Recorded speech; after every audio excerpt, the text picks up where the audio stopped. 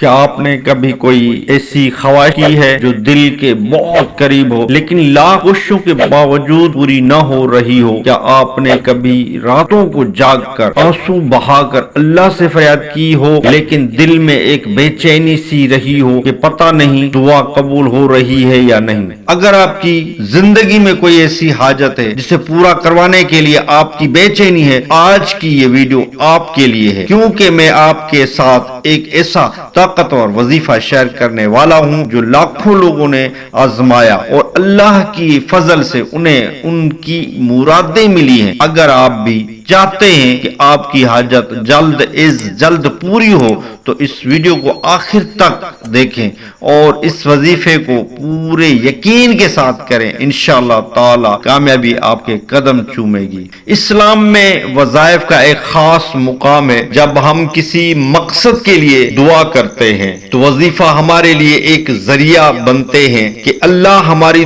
دعا جلدی قبول کرے۔ قرآن و حدیث میں ایسے بے شمار اذکار اور دعائیں موجود ہیں جو ہماری پریشانیوں کو ختم کر سکتے ہیں، ہماری زندگی میں برکت لا سکتے ہیں اور ہمیں وہ سب کچھ عطا کر سکتے ہیں جس کی ہمیں ضرورت ہے۔ لیکن یاد رکھیے، وظیفہ صرف ایک ذریعہ ہے، اصل طاقت اللہ کی ذات ہے۔ اگر ہم خلوص نیت، مکمل یقین اور صبر کے ساتھ کوئی بھی عمل کریں تو اللہ ہمیں کبھی مایوس نہیں کرتا۔ آج میں جو وظیفہ آپ کو بتانے جا رہا ہوں یہ کئی بزرگوں کا آزمایا ہوا ہے اور اس کے حیران کن نتائج دیکھے گئے ہیں۔ تو آئیں جانتے ہیں کہ وہ وظیفہ کیا ہے اور اسے کس طرح کرنا ہے۔ ہم سب زندگی میں کبھی نہ کبھی کسی ایسی خواہش یا ضرورت کا سامنا کرتے ہیں جو ہمارے بس میں نہیں ہوتی۔ کبھی رزق کی تنگی، کبھی ملازمت نہ ملنا، کبھی اچانک مالی بحران، کبھی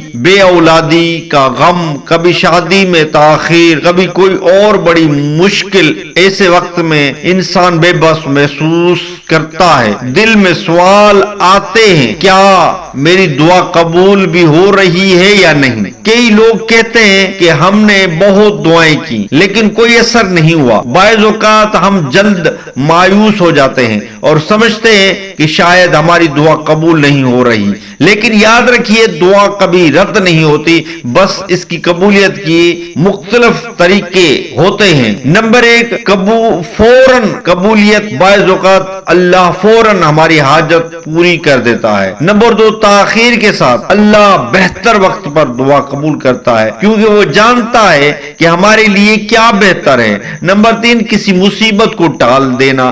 بعض اوقات ہماری دعا کے بدلے کسی بڑی پریشانی کو ہم سے دور کر دیتا ہے۔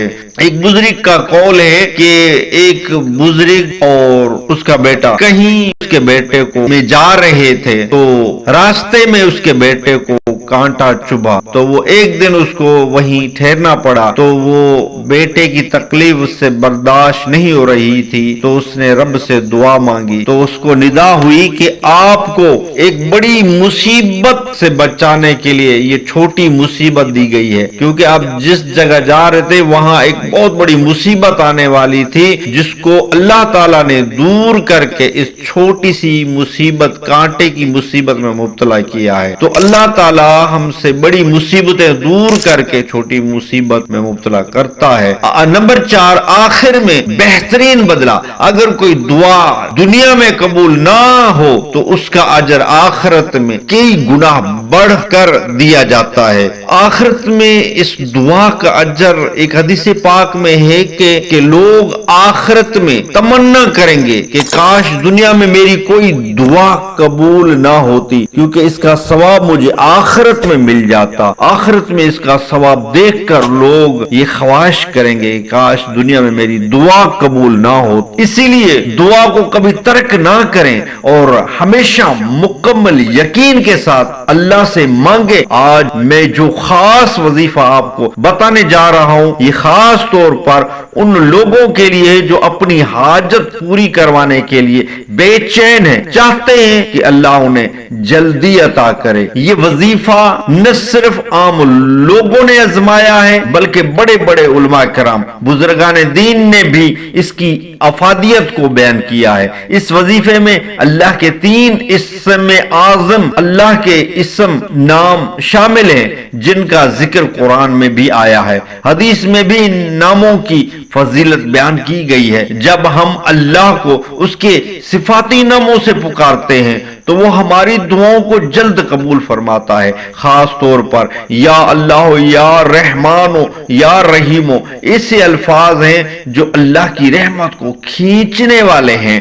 ان الفاظ میں اتنی تاثیر ہے کہ جو شخص انہیں سچے دل سے پڑھتا ہے اس کی دعا کبھی رد نہیں ہوتی۔ لیکن وظیفہ کرتے وقت چند چیزوں کا خاص خیال رکھیں۔ نمبر 1، یقین کامل۔ یہ مت سوچیں کہ دعا قبول ہوگی یا نہیں، بلکہ دل میں پختہ یقین رکھیں کہ اللہ ضرور قبول کرے گا۔ نمبر 2، اخلاص، دل سے سچائی کے ساتھ دعا کریں۔ نمبر 3، استقامت، بعض اوقات دعا فوراً قبول نہیں ہوتی لیکن مسلسل عمل جاری رکھیں۔ نمبر 4، حرام سے بچیں۔ اگر ہم حرام کھائیں، جھوٹ بولیں یا کسی کا حق ماریں تو دعا کی قبولیت میں رکاوٹ آ سکتی ہے۔ حرام چیز حرام کھانے سے دعائیں قبول نہیں ہوتی۔ حرام کھانے سے بچیے۔